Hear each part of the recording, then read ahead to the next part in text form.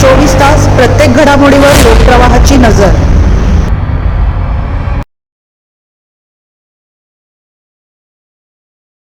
भर रस्त्यात डिझेल टेम्पोला भीषण आग।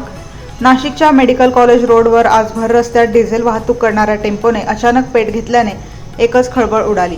गोदावरी स्कूल समोर घडलेल्या या भीषण आगीत टेम्पो आणि त्यातील डिझेल पंप पूर्णपणे जळून खाक झाले।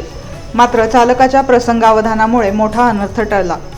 टेम्पोच्या मागील भागातून धूर येत असल्याचे लक्षात येताच चालकाने क्षणाचाही विलंब न करता वाहन रस्त्याच्या कडेला उभे केले आणि खाली उतरला।